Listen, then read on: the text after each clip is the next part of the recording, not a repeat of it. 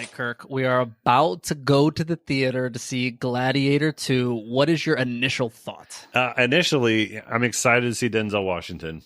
Period. End of sentence. I think this is just going to be a rinse and repeat for the original Gladiator. It's going to be like we just did with Twisters. They've already got a movie in the 90s that I think was better, and this is just going to be the worse version of it. But Denzel Washington's in it, so thumbs up. So I'm going to go in with an open mind. All right. I understand that Gladiator is the bomb. All right. We all know Gladiator is the bomb, but it doesn't mean Gladiator 2. I'm not expecting Gladiator 2 to live up to the Gladiator 1 hype, but I am expecting it to be, it's got a decent cast. I like Pedro Pascal. I like Denzel. The lead in the movie, like there's enough good actors that the script can't be that bad. It's got to be decent. We got to think so. You got to think so. So what is Think So? What score do you give Think So? I'll be positive because it is Denzel Washington, Pedro Pascal. I'm not a big fan of Pedro Pascal, but he is a good actor, so I have to give him that. I'll give it a 6. I think we're going to get something that's slightly above average. All right, I'm exactly with you. I'm going with the 6, which is Curse of Death. It's now 3. So it is now a 3, yes, for sure. Let's find out if we were right or wrong here next on Movies at 7. Mike, I got one question for you. What time is it? It's 7 o'clock somewhere. Showtime.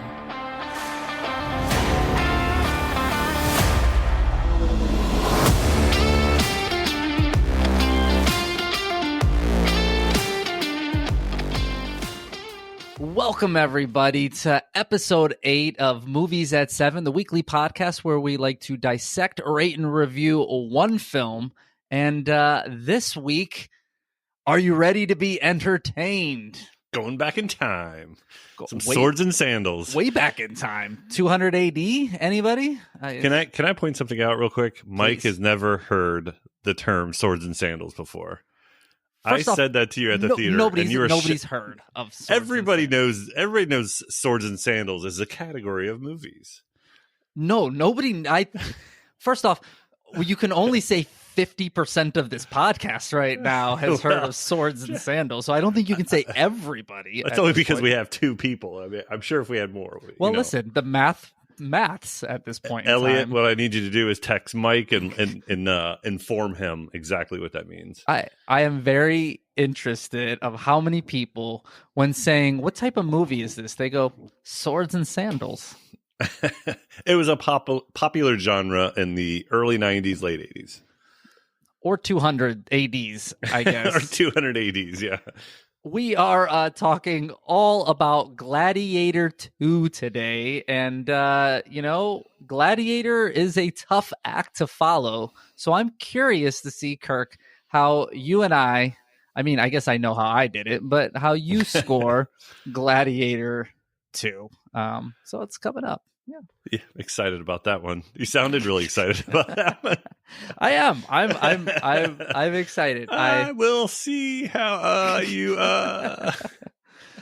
For those that are first-time listeners of the podcast, we are your hosts, Kirk and Mike, and we are about to spoil the shit out of Gladiator 2. So if you haven't seen it yet, I recommend that you watch it and then come back and listen to our podcast. It's made, like 300 million, you said? Yeah, 320, I think, was the last count I looked at. So you might have been one of those people just like us that went to the theater and are ready to dissect it with us. Very exciting stuff. But as we always like to start the show, it's our top 7 countdown. And Kirk, what is this week's top 7? Yeah, today's top 7, we thought, since we have a Denzel Washington movie in Gladiator 2, he is the co-star, I would say. We love Denzel Washington. Let's do a countdown on all Denzel Washington. I think it's a fantastic countdown. It was a very tough countdown. It was harder than I thought. I have several movies in here that could have been first place. Easy. This is what I will also say about this. I had a tough time with at least there's an easy 6 for me, and I had a tough time, from there. But I will say his next 20 films are all good.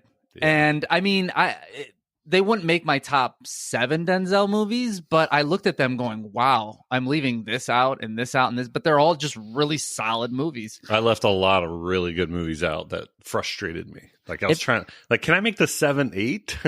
Well, if you said, hey, I'm going to rank all Denzel movies that I think are like a 6.5 or higher, you'd have a list of probably 20 movies. You have probably most of his catalog because most of his movies are good. I just like you go through it and the movies, but as you're looking, it's crazy. 100%.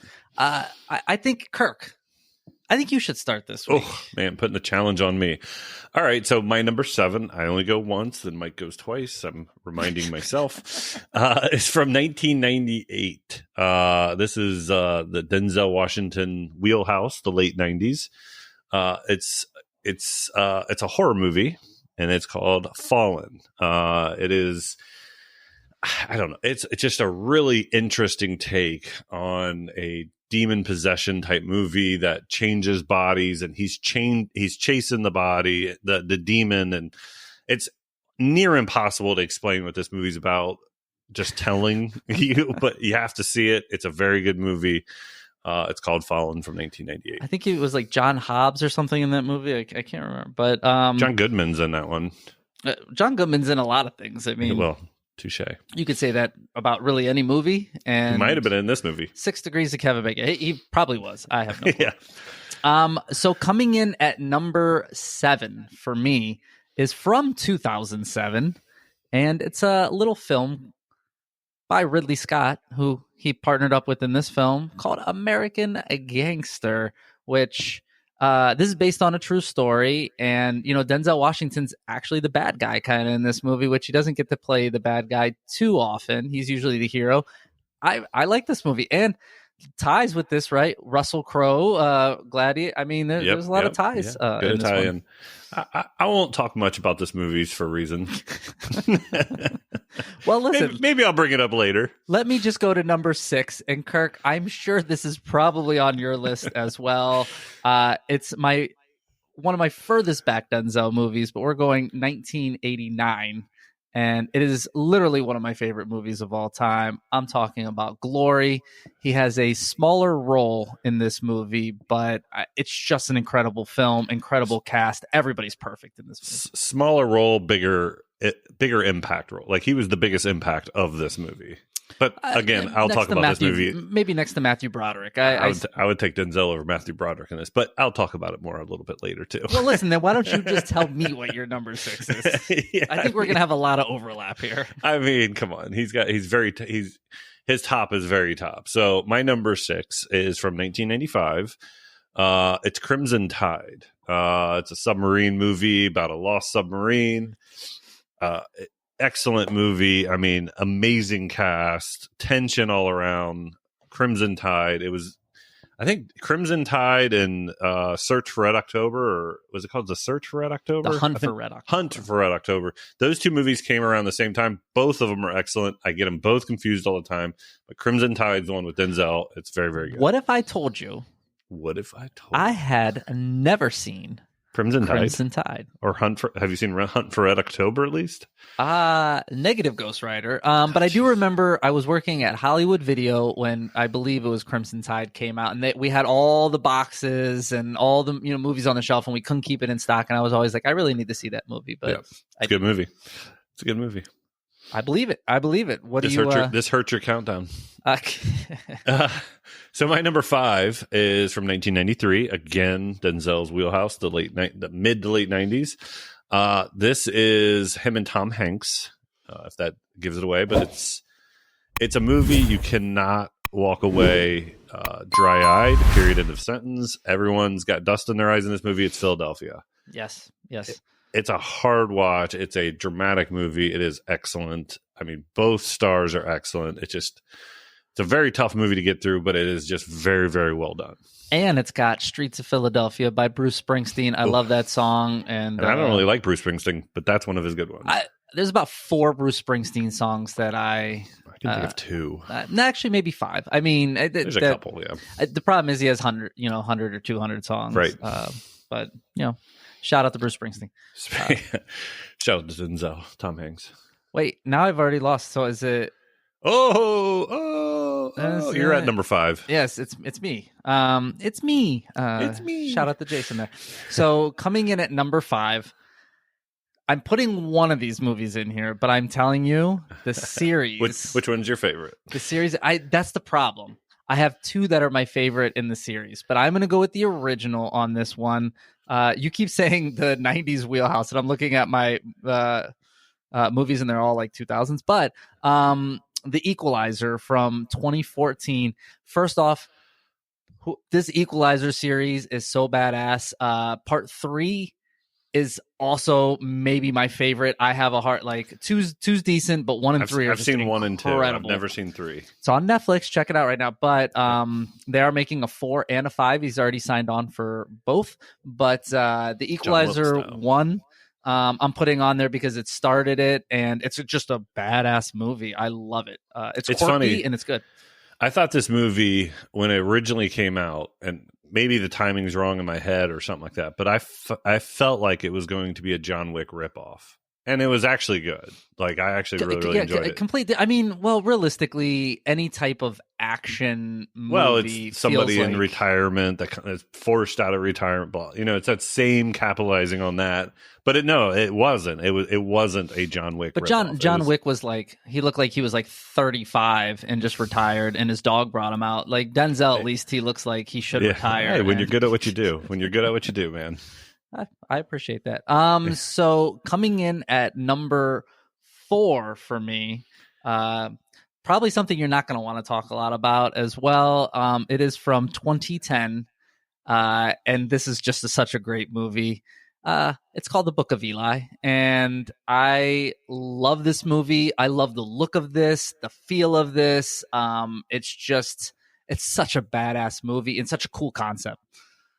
Dude, I totally forgot about Book of Eli. No way. Son of a bitch, I tell you. Yeah, yes. I just assumed this would be one of your top movies. You said 2010. It would have been. So just cross Fallen out, and we'll figure it out. Book of Eli is one of my favorite Denzel movies of all time. I concur. That was a drop of the ball on my end, but yes, I do not have it in my list. I should. You said 2010. I was like, 2010? What did he do in 2010? Just one of his best movies ever. That's all he was making that year. He's searching for some water in the desert. Yeah. Blind guy in the desert. Yeah. No, I really, really like Book of Eli. And the ending of that really kind of surprised me. And all the hints are there, but sometimes the hints don't lead, you just don't pick up on the hints. Mm-hmm. And then it turned, and great cast, great movie. Yeah. So that was your number 4. Yes. So what do you have coming in? Yeah, my number 4 is not Book of Eli, but it is from 2004. So a 2000 movie. I'm sure you probably have this one on your list, relatively high, but it is Man on Fire. I've heard of it. You've heard this. Have you seen this one? Have you seen this one? Yes. Definitely seen Greasy. Yes. So any of these in my top 4 could have been my number 1. Man on Fire is no exception. It is a very good movie. And if you're in the mood for it, it is kind of an interesting filming style and storytelling style, but it works all around. It may show up again, but I'll talk a little bit about it right now. What I like about this movie, it's kind of like 2 different stories, right? You have the first half story where he's like in charge of Dakota Fanning in this movie, the daughter, and then the second half of the movie, because the first half is them bonding and why he's there and all this, and then she gets kidnapped, and the whole second half of the movie is this action, it's 2, but both parts are fantastic. Needed. And they're needed because the first part gets you to care about the second part. Yes. Yep. Absolutely. So without that first part, I don't think it's as good as if they just went straight into the action. You're supposed to care about these 2. You don't. No. Period. No, the character building in that one is incredible. Incredible. And they spent the time on it. So, all right. So my number 3 from 2007, you might have heard of this movie before, called American Gangster. I don't know. For whatever reason, this movie, I watched it at the right time, right place. I just loved every second of it. It is just a really, really good movie. Very fun watch. It's one of those gangster type movies. If you're in a mood for that Goodfellas type energy, this fits right in there. Is it because you own a chinchilla coat? Is that... I need really one. what it's about? I need one. I need one now. Yeah, I was going to say I'm going to ship it up to you. It's so cold. Yes, it's cold here too. It's 50 degrees. It was 50 something degrees here. Yeah, but now it's like the normal. I'm a northeaster again, so when someone says 50, I want to punch him in the nose. But speaking of punching in the nose, let me take you to my number 3 film, which there is some punching in the noses that happen in this, and it is Training Day from 2001. I know, Kirk, that you are not a huge fan of Training Day. Generally, I'm kind of the odd man out in my decisions. I believe you are the odd man out this time in your decisions. Ethan Hawke is incredible. Denzel's incredible. He's the king. And King Kong ain't got nothing on me. He got nothing on him until The Neighborhood comes out. And I love this movie. I love everything about this movie, the twists and the turns. And it's just a very well told, action adventure, film. Here's the problem with me. I think it's 100% timing. So this movie came out. I just didn't get to the theater, didn't see it. And then everybody overhyped this thing to hell and back. And then I went and saw it, and I was just underwhelmed. And it was probably, a 7, and everybody else is saying 10. So then you feel like it's 3 point. You know what I mean? Mm-hmm. So it was probably timing more than anything else, but it stuck. Timing on every movie is important. Well, let me give you number 2. And please do.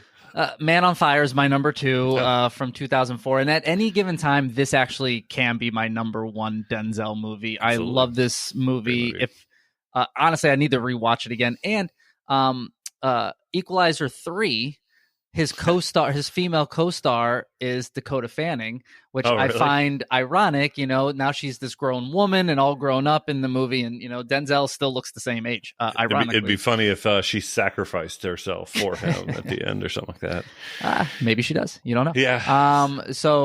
But yes, Man on Fire comes in at number 2. For me. I think I've heard of that one before. And like I said, Man on Fire could have very easily been 3, 2, or 1 for me. It was very easy.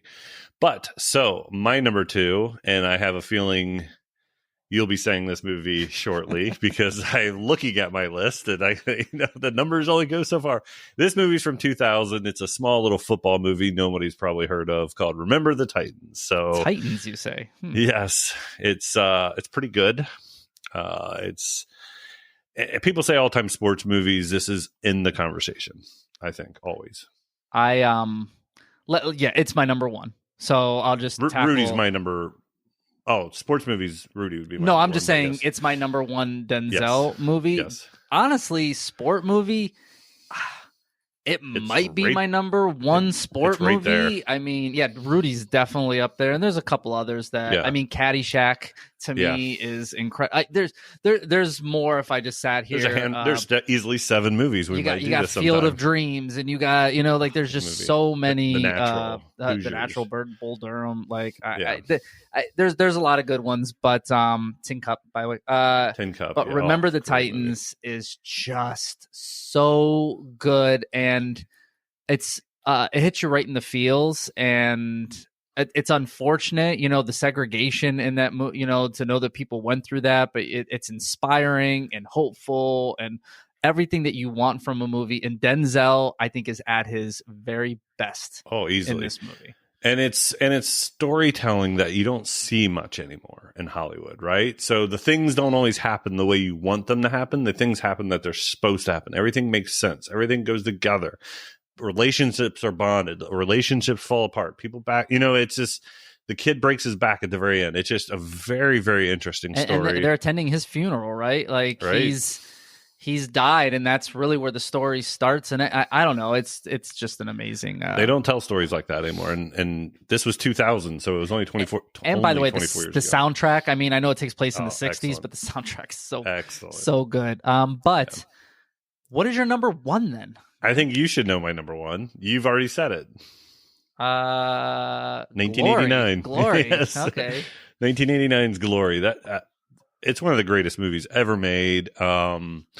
The story is excellent, and I think without Denzel, it's not up there as much as he brought all the heart and feel into that movie, and it's got one of the most impactful scenes I've ever seen in a movie. Period.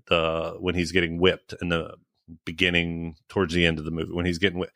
That is one of the most impactful scenes I've ever seen in my entire life across all movies. And his stature and his demeanor and the way he's kind of, it gets me every time. I mean, everything about that movie is incredible, but the soundtrack, and they have that like that like angelic like singing in the background, and it like, wow, it gives me chills thinking about it right now, and them going up the hill at the end and with wow. Yeah. But I don't even think that's the hill part at the very end. They all sacrifice. I like that.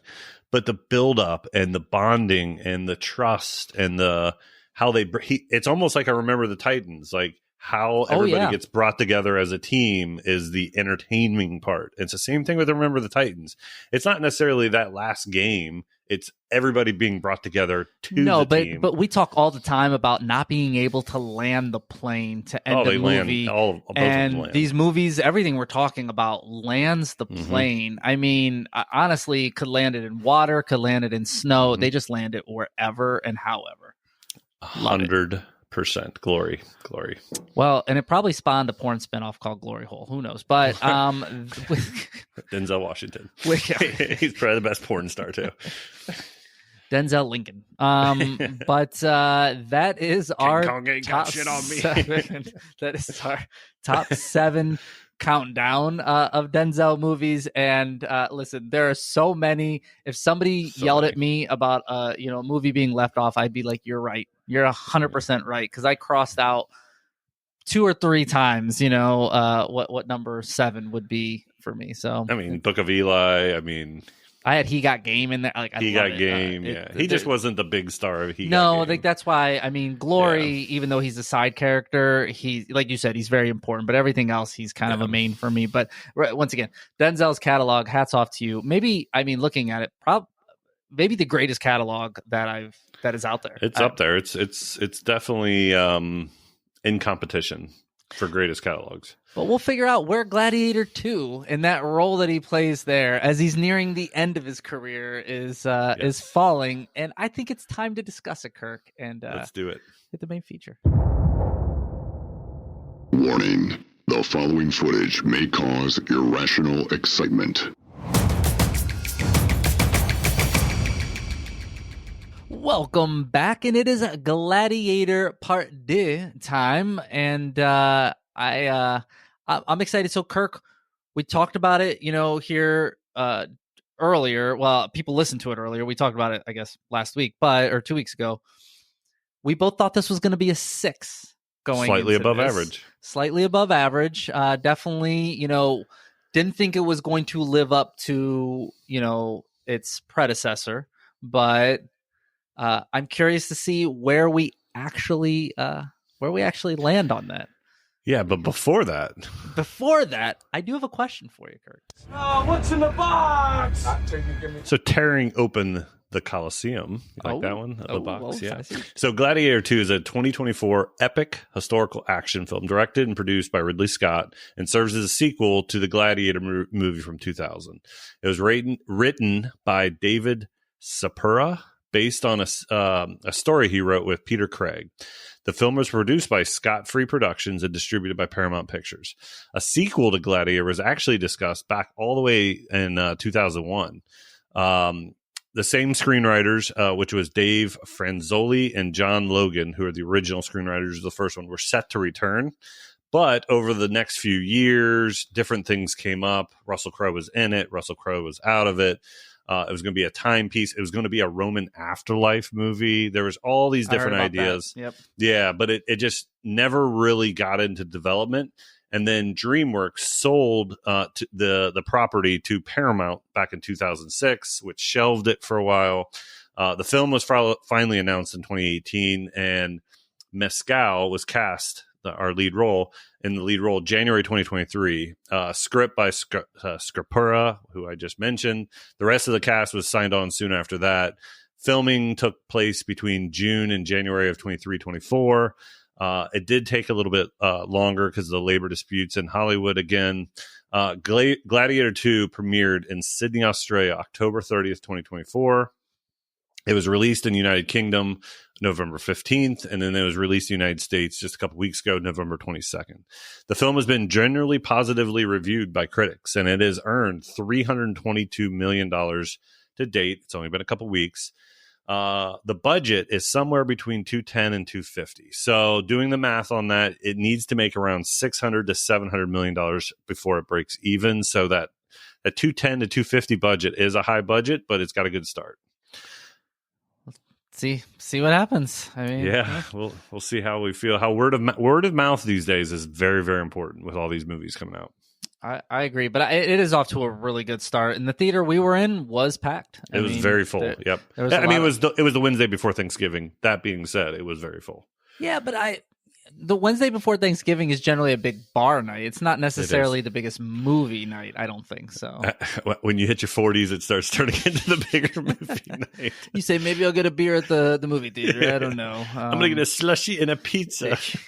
That's what we had. It was good. But all right. Well, listen, we like to rate, and we're here at Movies at 7. We like to rate and review using a 0 to 10 rating system.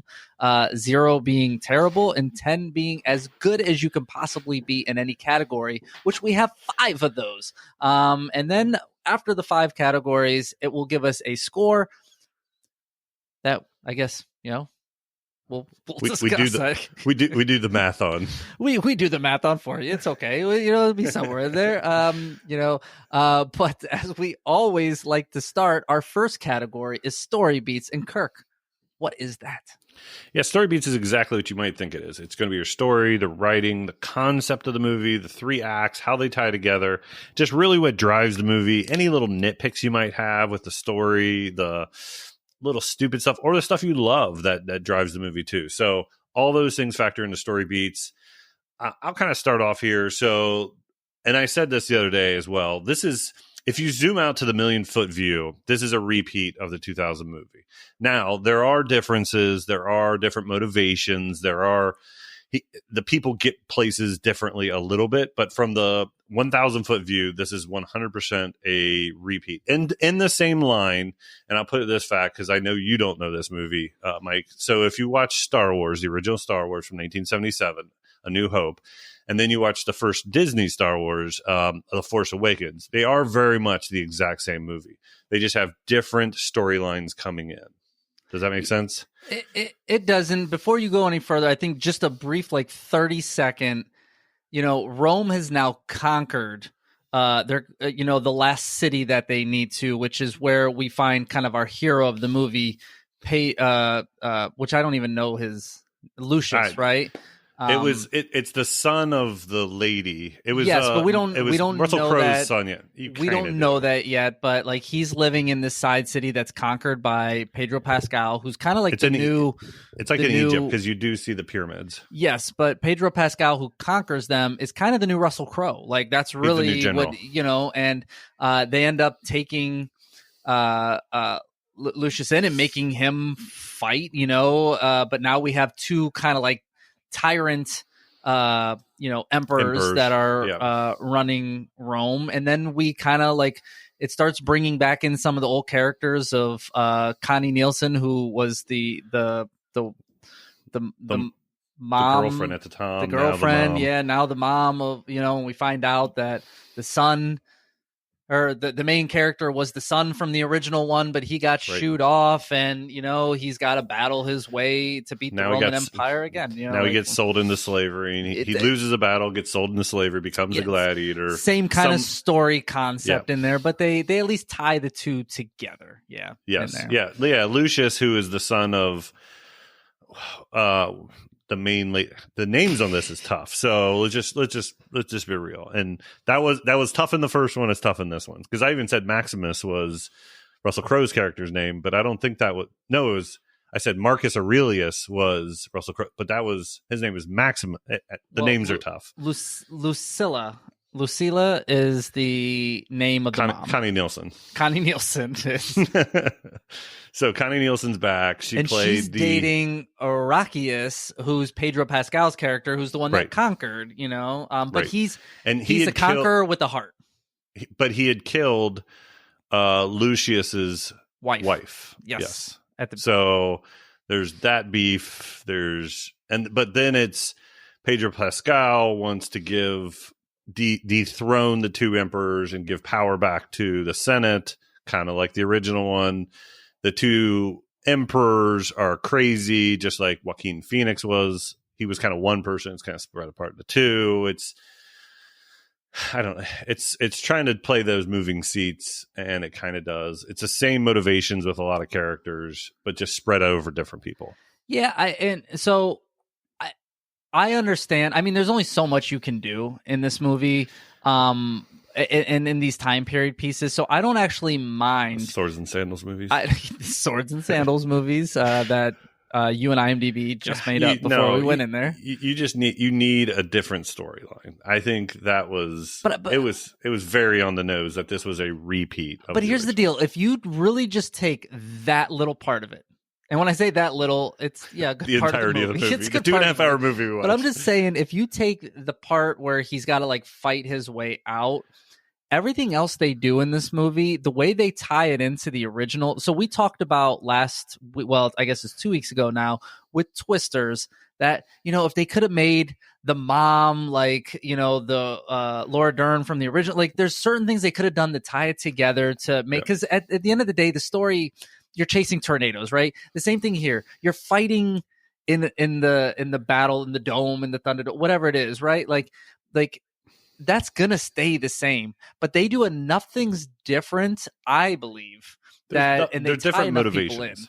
But I just, the fact that you don't know it's the sun, I think we all knew it was the sun, and I didn't know going in, but you knew already. I mean, they showed like flashbacks of him jumping on a horse and then riding off. Yeah, but that's not for like an hour and something. No, they show it like 3 or 4 times through the movie. Like you see it over and over. It's like the flashbacks were terrible. It's poking you in the forehead, saying, "Remember me?" But I like that they tie that in, and it's a way to bring the mom and then have her dating Pedro Pascal, the general who kills the wife, and you'd want to hate him, but he's actually got a heart of gold. But and I like the two tyrant, emperors. Denzel, like we'll get into characters, like his character almost doesn't even make sense in this movie. For like his motivations change, but he's a big part of like he becomes the evil guy in this movie. Pedro Pascal's kind of motivations kind of change, or his kind of appearance of motivations. But the way they intertwine that with the story, I actually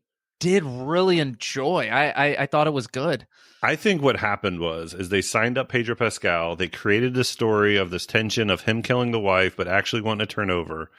But then they decided they wanted one more star, and they got Denzel, and they decided he was going to be the main instead of Pedro Pascal. So they cut out a lot of the storyline between him and Pedro Pascal, and it just felt unused. So Denzel's storyline in this is basically he's the trainer at first. So the trainer of the first one, he plays the trainer of this one, but then he also turns into Joaquin Phoenix at the end. Yeah, I mean, he kills the emperor and takes over. He's very smart and he's strategic and he's plotting people against each other for about an hour and a half of this movie, and he ends up getting a lot of people to just destroy one another, and then he thinks he's about to take over, but Lucius is still around and takes him out. Are you not entertained? But I enjoyed that part of the story. I thought it was, like that part's good. There were parts of it that I enjoyed. It paid off funny. It just didn't pay off in the right ways that made sense to me. And the other thing I wanted to bring off, and I'm kind of rewinding a bit, so our main character, let's get to him. So the two main characters in this movie are really Denzel Washington and Paul Mescal. Yeah. Paul Mescal, whatever his name is. Our main character just becomes special out of no reason. And the reason we're given is because he's got rage, but there's no real idea of why. They're saying what they're trying to say is Maximus was special. And with Maximus being special, he's the father. Why did Denzel even give two shits about Lucius? Because he had the fight in him. He bites. Had rage. He bites a monkey. He bites. At the beginning when Denzel basically buys him. He goes, I like him. They throw him against these weird looking monkeys. We'll get into that. Animals. We'll definitely get into that. But they're fighting that stuff, and they're basically seeing who is worth taking into the actual fights and who is just kind of like a throwaway. And he shows like, because he's not the biggest guy, he just shows the heart and determination. And Denzel's like, there's something about him I like. And then he pits him against his like pit master. And the dude he pit him against the guy he was gambling with, the senator. Well, no. Is that who he's like punching? No, the guy is like training him. Oh, yeah. And he beats the crap out of him too. And then he's like, "You're my guy now." And then like from there, it's everybody. So in the original one, and this movie's going to get compared to the original one. There's nothing I can do about it. But in the original one, Russell Crowe was the general. People started finding out he was a general. He started leading on the battlegrounds, all that. People were like, oh, he'd been a monkey. I bet we should start following that monkey biter. Like, it just was like, there's no but you're looking at it wrong. To the person. They made fun of him over it. And they were like, it was a joke because none of them did it. And he did it, which, by the way, he probably would have rabies or something at that point in time. But yeah, that monkey definitely had rabies. That monkey had something. I just thought it was funny. The guy has no base of why he's important. He got into a couple skirmishes, and then suddenly everybody's following him. We know he's important because he's Lucius from the original movie, but no one else knows that until 2/3 through the movie. I don't know. The motivations and getting him there was the rough part for me. Yeah, listen, there are definitely some rough patches in this. Like I said, yeah. I keep going back to, I kind of like just how they intertwined it, and at a certain point they go, listen, you have to create a story. They create. What did people love about the first one? We can't just completely take that out, because then people would be like, it would be great if they just didn't name it a Gladiator, though. If they would have done something other than that. So you got to have that in there. I mean, it's a hard sequel to make. It's a 24-year-old sequel. So other way. And like you were talking about, that I read it too, where like the first idea was going to be Russell Crowe through different timelines being reincarnated. Yeah. I don't see how that works. So I think that works either. This is a better story, and I think there's been enough time between the first one and this one that it feels a little fresh again, and go from there. But Kirk, I'm going to come to you first on this one. Where do you put the story? What was the rank there? Yeah, so I had some rough ideas with our main characters and his motivations and what got him there. I do think it's a repeat of the original Gladiator. Obviously, different motivations, and they had to tie stuff in, to Mike's point. I 100% agree with there. I just think it wasn't done quite as well, so I put it slightly below average at a 4. So I'm putting it slightly something as well, but it's slightly above average on this one. As we usually 6. Are. Yeah, I'm a 6 here. There's definitely enough in here that you go, okay, the baseline concept's not original. You know, how they got there might be a little bit different, but I think the concept of everything else they did around that was really well done. I think some of the issues... Really well done? Really done. And sometimes well. It was really, they finished it. It's a complete story. It's a movie. I think some of your issues will stem from category 2. I think that has a lot to do with the story. So let's dive into that. And sure. Our second category, we like to call the arc. It's acting, relatability, and character development. It also can be the character arc throughout the film. And I think when I see where the story goes aloof to me, right, a little bit off, I think it is based on, I don't care about almost every character in this movie. In fact, I don't really know who I care about in this movie at all. And I think that has something to do with, I think Lucius, our main character, Pedro Mescal, like, I don't know too many movies he's been in. Maybe I just haven't seen him, but he doesn't have, you said the word gravitas earlier. I think that's it. He doesn't have the Russell Crowe gravitas, the Mel Gibson Braveheart, right? Like, he doesn't have that. And I think he can't carry the film. And I think that hurts the story because you're not entertained by him, being on there. And I think that's a problem. So Mescal, or however he said this guy's name. So my biggest note on him is I constantly felt like he was doing a Russell Crowe impression, not necessarily being his own character. Well, he is his child. Yeah, but he was doing an impression of him. He never was really around his father. He met him and talked about him with horses once. But you ever seen a movie where the character has a really bad accent? That's what kind of his acting felt like to me. It was like him doing a bad impression of a good Russell Crowe, not the flat Russell Crowe we have now, but the good one. You know what I mean?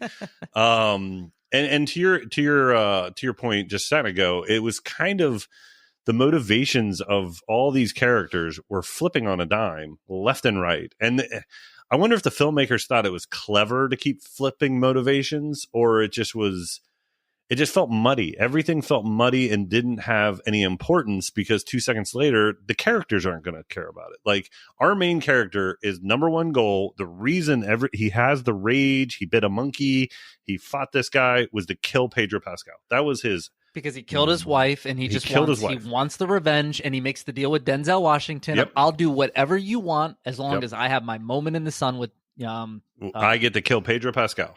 Period. End of sentence. This guy killed.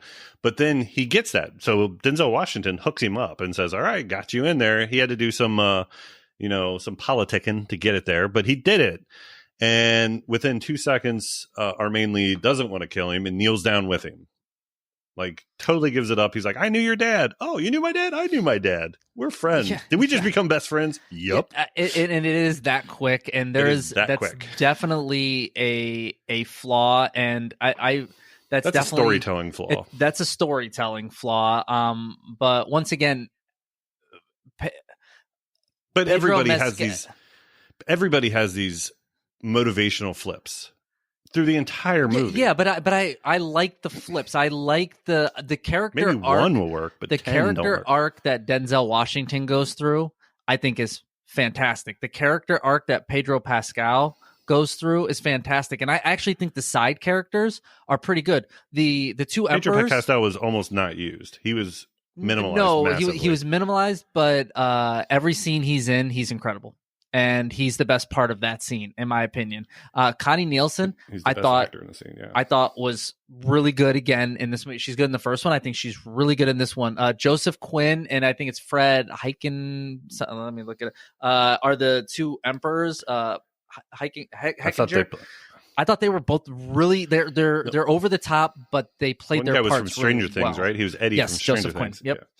Yeah. He's also in the new Quiet Place. But the two main leads in this movie who carry the movie is Denzel Washington and Pascal guy. Period. End of sentence. Denzel Washington, I'll say this. I thought Denzel Washington was the best actor in the movie. That being said, I think this was the worst Denzel Washington I've ever seen. I think we got... And he's probably a 6. Yeah, if I'm rating just Denzel, he was probably 6. And that's the worst Denzel Washington. I think Denzel's fine, but they gave him kind of like this low-key, he doesn't raise his... he's just... going through the motions, but that's what his character is. Sure, I dug that. Because his character is more cerebral, but I'm with you. It feels like Denzel just being like, I'm Denzel, which is generally, it's still better than... Like, if he would have gotten in front of the Senate and gone, King Kong ain't got shit on me, I would have, all right, that makes sense. Yeah, but if they would have given him, the veracity of having, where he's, really getting into it, he doesn't. No. Everything is just low-key I'm with you. What his low key, his Game of Thrones type doing in the back work was excellent. That's where he shined. But then his end motivation flipped on a dime, and he's sword fighting with our main character in the middle of all these armies. That's not what that character would have done. No, he would have drifted off. If you would have had an army fight, if you would have had an army fight the guy for him, and he's just sitting back and saying, "I'm not doing this," yes, but. I mean, he would have flipped. He would have been serving Lucius. He would have found this is a guy that's going to worm his way into things. Go watch Game of Thrones series before season 6 when it was actually good. You always had that one character that's kind of the hand of the king that's worming his way through. He's like the Peter Dinklage of, who's the short, exactly. Of Game of Thrones. I'm 100% with you. And guess what? At the very end, Peter Dinklage is still standing, right? But he didn't keep that way because he decided a 70-year-old man decides to fight a 20-year-old in sword But battle. I also look at the motivation there, not to get too much into it. he's got nothing. Like all his plans backfired. He is kind of at the end of his rope. He's probably like, just kill me. But we could have done a smarter way. But I think like the side characters, like I said, my biggest problem is the main character in this, and like I hate his character. Like I like the story that they give him a little bit, but he's low key this entire movie. Like even when he's mad, he's like, "I'm so mad." It's just there's no quoting poetry and I don't believe it. I don't feel it, and I don't. And he's in every scene of the movie, and I like I said, him and Denzel are the two biggest. Him and Denzel are the two biggest. You see those two guys more than anyone else on screen. I just feel like the character development across the board, for the most part, is just bad. It's not good. They focus more on intertwining the stories than giving people the backstory to do it. And this is 148 minutes, 148 minutes. So this is a 2.5 hour movie. Like you had plenty of time. You can't add another half hour to it. You could have cut out long movie. You could have cut out some sharks and monkeys and done that. But let's get into rating this here. So I was pretty harsh here. I like I said, some of these side characters. I think some of the acting is good. The relatability, the character development, and then the acting of the main character is not. So I give it a 3. That's kind of where I land here. Where are you? Yeah, so like you said, I think we're on the same page on all things. I just think I took a lot of these points out of the storytelling because of motivations. You saw it more as character develop. I saw it more as motivations, potato. So I gave this, I thought Denzel was probably a 6. I thought the lead character was probably a 4. Everybody else is probably a 5, so I gave it a 5. I think it's fair. That's where I started, was at a 5. And then I was like, I'm almost rating just on acting. Like where everybody's like, it's like everybody's fine, but nothing's great. So that takes us to category number 3 of the evening, which is visual appeal. What is that? Yeah, so visual appeal is going to be everything you see on the screen. So the effects, the visuals, cinematography, CGI, practical effects, just anything they throw up there. What do we feel about it? So I know we definitely we got to talk. All right. So the first thing we got to talk about is the monkeys. It's maybe a 1 minute at maybe a 2 minute, two or three minute scene. It was the main second battle. It was what everybody started endearing themselves to our main character. But they basically, as we said earlier, they open up like they're in this little pit thing. They open up this thing, and maybe 4 monkeys come out. It's where one of the main proteges gets blow eaten. Darts for some reason. Yeah, they shoot them with blow. I still don't understand. I don't know why. But some of these monkeys look like monkeys, but everything looks really bad in CGI. But really the one main monkey that he's fighting is like a prehistoric. It's got that. Have you ever seen I Am Legend? Those zombie things that have the stretchy mouth thing. That that's what this monkey has. It made no sense. It does not fit. Like somebody made that decision. You know that. All right, here's what we're going to do. We're going to have them fight monkeys at the beginning. And no one was like, wait a minute. Do we have the budget to make these monkeys look good? No. I read something on this, though, where Denzel actually called out the monkey, too. He goes, I know. You're going to give me shit about what the monkey looks like. Yeah. It looked terrible. It looks absolutely terrible. All right, so we've talked about the monkeys. That is the glaring, absolute atrocity in the movie, and it is a pivotal point in the movie. The other CGI in this movie is not good, but they hide it better. So, like the sharks look terrible, but you get a fraction of a second on the screen, and they're usually swimming real fast to hit a body that fell in the water. I did not mind the sharks. We discussed this right when we left the theater. You were like, "They're sharks." I saw something that pointed out. They're like, "Oh, the sharks." I'm like, "All right," so I'm going to pay attention. So I paid attention during the shark thing, and it looked like Baby Shark to me. It just, not pink and purple and yellow, but it looked like Baby Shark. It had a little turned up nose. They even played that song in the movie. Yeah, it's crazy. It's crazy. I didn't realize it was from 200 AD. No, I thought the sharks. I thought the sharks looked fine. I think the ships in the water and everything looked Anything CGI looked a little wonky. It looked a little like you could tell it was CGI, which obviously it is. Yeah. But again, we're saying this again. How does CGI from 2000 and the 90s look better than it does today? I don't know how You know what I'm thinking it is? I'm thinking the picture quality has gotten so much clearer that it was it was fuzzier on the screen in the 90s. So you go, oh, okay, like that looks all right. And now it's so clear that you can tell the difference. And you go, I couldn't tell the difference in the 90s. John Carpenter's The Thing came out in 1980, I believe. So 24 years prior to that would have been 1956. You know how different movies looked between those two eras? I understand what you're saying with that, but technology has advanced way different every 24 years now than it did before. But it's going faster. I just and think better. The CGI we just caught a rocket not too long ago. This is true. We did do that. Yeah. I mean, they're putting chips in people's brains now, and it's just they can't get the CGI. I just don't understand. I will say, I think the arenas and the battles look great. I think it all looks great. I think the battles in arena are put together good. Like it looks like the Coliseum. It just doesn't have that grandiose that the original had. Like it felt large in the first one, and they filmed it that way. This one felt like somebody's backyard.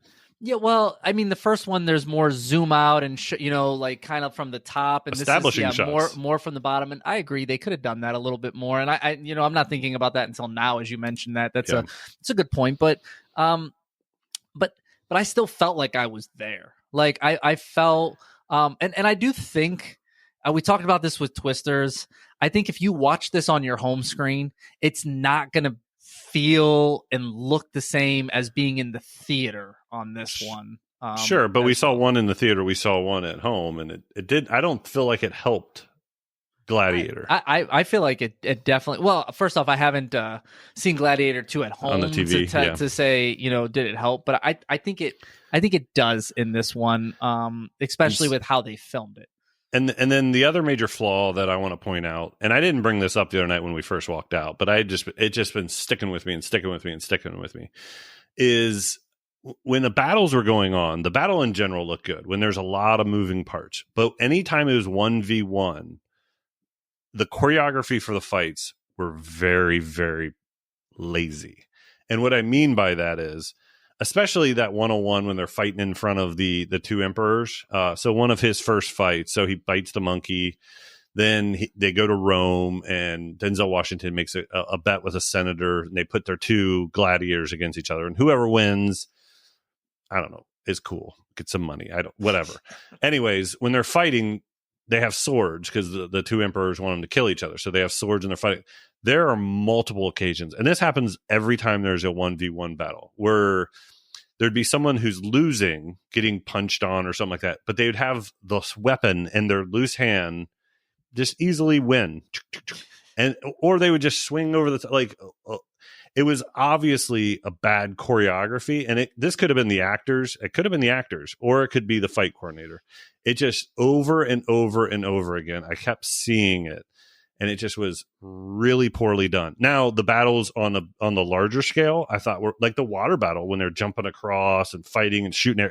I thought that was done pretty well. I thought the 1v1s I had a problem with. I even think the battle at the beginning where where he takes over the city, like it looks. I thought that was the best battle of the movie.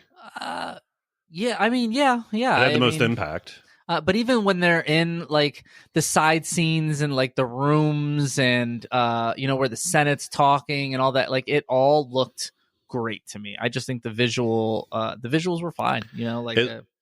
Everything looked really good. I did have some problems too with what's her name? What's the mom's name again? Lucilla or something. Lucilla. Her like private quarters looked really cheap.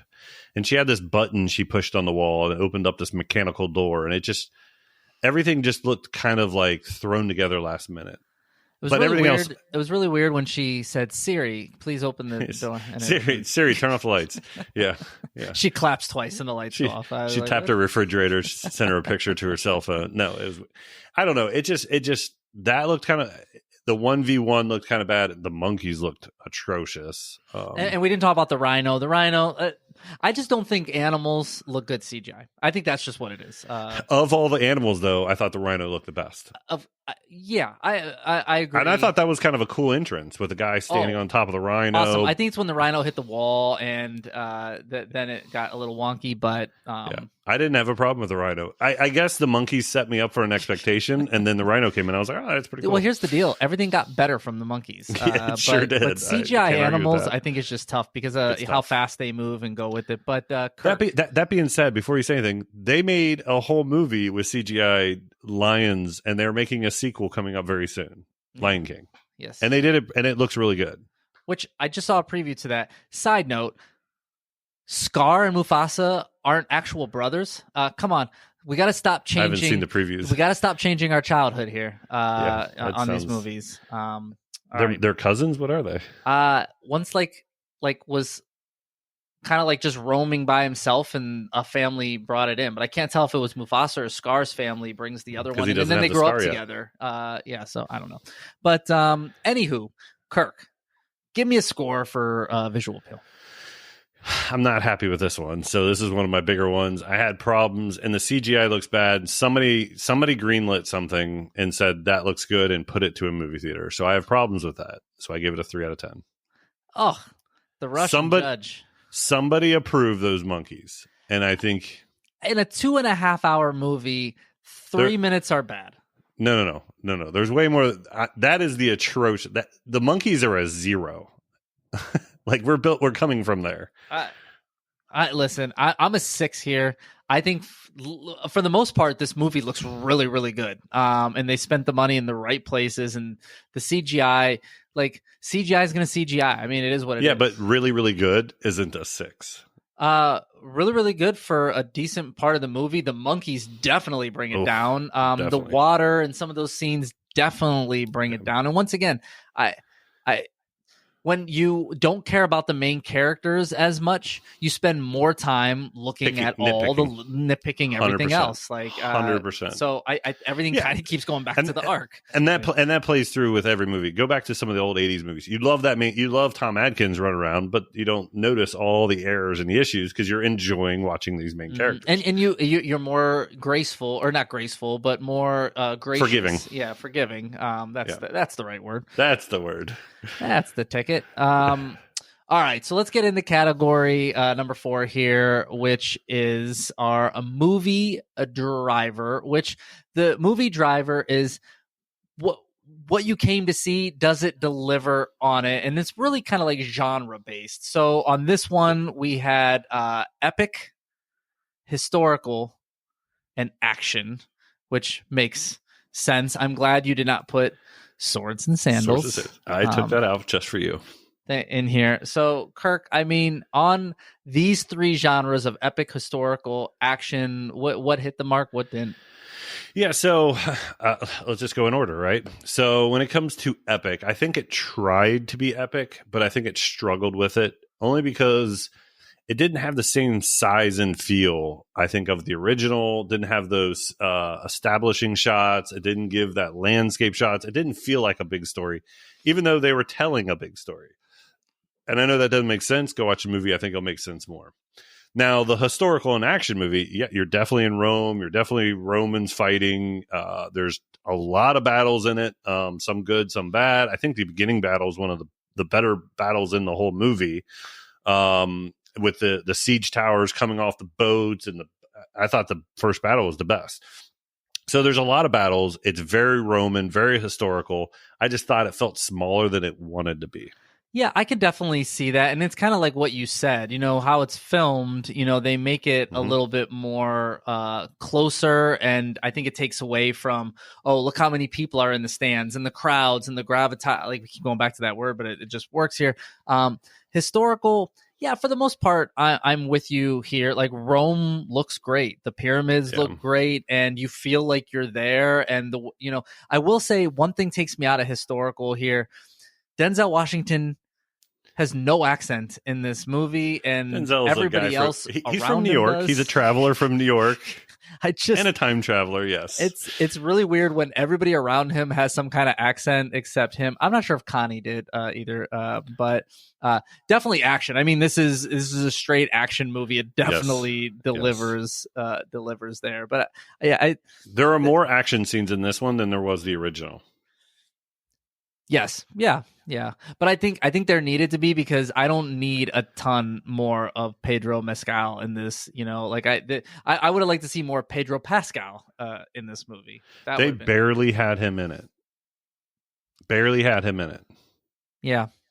I think that's a shame and a drop the ball. And and it does sound like there was even more Denzel scenes, and he killed a couple people that they didn't show. He was talking about he has a scene where he kisses a guy and then kills him like 5 minutes later, and he goes, they just cut the whole thing out, and it might have made more sense with how he ended the movie. So to show him be a little bit more violent, I think maybe they showed their cards a little too early, so they decided to pull that back. But I don't know. I'll just throw. I'm a 7 here on it. I think kind of like to what you said. We look at 2 of the 3, definitely for the most part hit the mark. Epic to a sense, right? That you're getting these big gladiator battles, and I think the shark and the rhino, when they have those scenes, you do feel it bigger. The other ones you don't. So yeah, I'm a 7 though. I still think it definitely for the most part lives up to the hype there. I'm only 1 tick lower than you. I'm a 6. I think it feels a little bit smaller than probably you do, but yeah, I mean, it's definitely an action movie. It's a definite swords and sandals, Romanesque type movie. 100%. Yeah.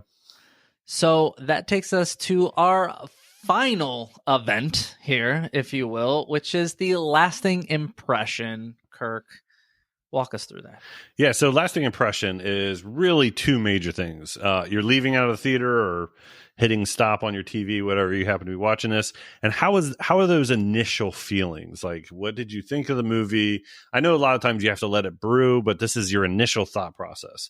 And then the second thing is going to be your rewatchability. Like, are you going to be revisiting this movie ever, tons, over and over again? What does that look like for you?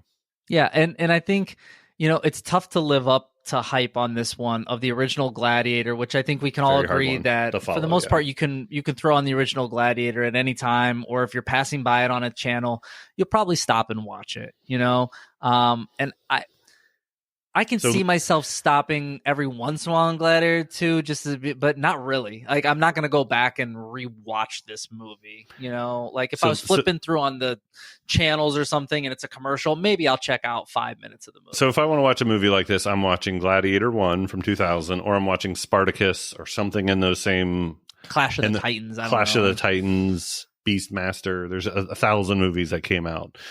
But leaving the theater, how did you feel? I put leaving the theater, I was not entertained. that was my statement. It's the Walmart version of the original, I felt. So I actually enjoyed it leaving the theater. I left and I go, okay, I definitely stepped into a bunch of the potholes and the plot holes, if you will, of this movie. And it's not like I walked out and was like, wow, what an epic masterpiece. But I walked out and goes, okay, like that's doable. Like that's that's actually not bad. I was pleasantly surprised on my feelings for this movie leaving. I liked the story. I told you I liked the intertwine of what they did. And I think just having us watching Twisters the week before actually helped this movie out. Did you like this better or worse than Twisters? Oh, much just better. In the general sense. No, much better. Much better. I liked Twister better than I did this movie. I love tornadoes more than I like, tornadoes. Tornadoes. We're back. Listen, you can take the man out of the tornado, but you can't take the tornado out the man. But I liked this better. I was more entertained than Twisters, not than the original. But it's because, like I said, I think they intertwined everything. And honestly, the characters in this movie, we're talking like there's some A+ actors in this movie, and they're going to be good no matter what. They film them taking shits, and they're probably going to get an Oscar. So I think they probably did that sometime. Yeah. So my main thing was, I just think it's a lesser version of the original. I feel like they made some fatal flaws. I think it's got some good bones. I think if you'd have stuck to that Game of Thrones plotting, trying to get the Emperor seat, Senate, you know what I mean? All that kind of weaving inside a gladiatorial story, I think it could have been really, really good. But I think they just wanted to play on certain notes too much, and I think it hurt the movie. And we cut out basically Pedro Pascal, which arguably one of the better actors in the movies. Which is a mistake. I agree. Yeah. And I think they kill him too early in the film. They could have still killed him. It had no weight. Like it was supposed to be this big impactful moment, and it just had no weight to it at all. Yeah, well, it's also in the middle of the film. I mean, it's an hour and 30 or 2 hour and 30-minute movie, so it's probably like an hour and 30 minutes in. There's still like an hour left. But for those hour and 30 minutes, your main character's motivation is to kill that guy. Yeah, but that's why I'm saying like they could have kept that towards the end, and then had a little bit more character development where they met maybe outside, and then they planned going into battle, realizing that maybe it's not the same. The mom could have set something up between the two of them, and they could even had a battle where they could have had him kill him. Yeah, they could have had him kill him, and then that creates tension between the mom, and then it's, you know what I mean, that Game of Thrones, that moving seat, that interesting, plot twisting moments, and they just, I don't know, they decided to keep it more vanilla. Yeah. So what's your score here? So on these on lasting impressions, I'm trying to avoid 4, 5, 6. Period. You know what I mean? I'm just avoiding that middle of the score because I feel like a 4, 5, 6 in lasting impression is basically the death knell. Like it's you don't care. So I'm a 2 on this one. I don't think it has any merit to rewatching it, and I wasn't overly impressed at the end of it. So I am not avoiding 4, 5, 6 right now. I'm a 6 here. Have to go 7. Yeah, or 3. Screw it. No, I'm a 6. I walked out and I was like, that's better than, To be fair, 6s are basically your 5s. No. First off, you guys used to yell at me because I was so hard on movies, and now you're literally mean to everything. And it's because they're newer movies. You love all the new movies. I know. You want to know what? That actually is touche. I will shut up after that. Your Honor, guilty. So no, I went in there. And my expectation was a 6, and I think I came out going, okay, like that's kind of hit what you thought it was going to be. That's what not anything more. But before I went in, I was hearing the rumblings of how kind of like bad it was, and I started going, oh, and then I walked out going, no, like I did a good job of avoiding any type of reviews prior, so I didn't really go in knowing much of anything. So I had no real expectation coming from other reviewers, at least. So you gave that a 2, right? Yes, 2. So I'm adding up the scores here, which will give us kind of where we fall. And I mean, we're not too far off from each other, but we'll start with you. We'll go low to high here. So it usually starts with me. You came in at a 20 out of 50, which equals a very even 4.0. Yep. You told me earlier it's not a 3, and it's a 4. It's not a 3. And I came in at 28 out of 50, so I am a 5.6. So I thought it was going to be a 6. I was a little bit lower, and you were actually 33% lower on what you thought it was going to be. Yeah, listen. So I'll tell you this: like since watching a movie, I've played with these scores many times, and I've wrestled between a 3.8 and a 4.6. That's where I've been wrestling, that range. Yeah, I think at my lowest point, it was probably... Honestly, I think I'm at my lowest point right now at a 5.6. Yeah. I think I'm in a 5.6 to like a 6 is probably, where I got all the way up to 4.6. And I think the biggest category for me that I kept going back and forth on, honestly, was the arc. And I started a little bit higher because I was like, the acting is, not bad. And I started at like a 5, whatever. And then the more I thought about the development and I go, no, it just doesn't Yeah. work. See, I started off at like a 2 on story, and I slowly gave points back. But I started arc at like a 7, and I started bringing those points. Like the points I gave to story, I started taking away from arc. I will say the one category that you're almost the highest on is my lowest category. It's funny. Just very ironic in that, which is Movie Driver. No, the arc. Arc. Yeah, we were both kind of the same on Movie Driver. That's right. Yeah, arc. I was a 5. So, but everything else you were below average on, and I'm above average on everything, but I'm below average on arc. That's funny. That's funny. I just think they could have done so much more with the acting, though. Too. I mean, I'm high on it. It just I had no real feelings on it, and I like Denzel and I like Pedro. It just they didn't really use Pedro. Denzel Washington was a guy from New York, and our main character was not very good. Well, listen, join us next week on Polar Opposites. Polar Opposites. Hey, you're getting 2 different type of opinions. It is. If we scored it the same, it would be a bad podcast. Or we just really agree on movies, which we do not in any way, shape, or form. But listen, I love it. We'd love to know your thoughts on Gladiator 2. So, as always, just search for Movies at 7. We're available on all your, different platforms that are out there. All your socials. All the socials. As always, if you have Apple Podcasts, please go in, give us 5-star review, and leave a comment. It actually does go a long way. Please like and subscribe to anything that you possibly can on any of our stuff. Once again, we just greatly appreciate it. Rocking with us for all 8 episodes. Normally, right here, we would tell you what we are watching next week. But listen, it's a tough time. We figured it out. It's going to be the movie TBD. That's going to be the movie. We're going to have a little mystery movie for you guys so that you don't know what's coming up next. But we are not here next week again. The holidays are just a tough time, so through December, it's going to be a little bit sporadic until January, where we just hit you, weekly again. So bear with us here, but no new podcast next week. Just listen to Gladiator 2 again, or go back. Maybe you've watched some of the films that we've already reviewed that maybe you hadn't seen yet and you didn't want to listen to us spoil it. Go back and watch them. Tell me if you hear Baby Shark when you look at the shark in Gladiator 2. I hope you didn't ruin that for them. Baby Shark. Yeah, but listen, that ends this week's show.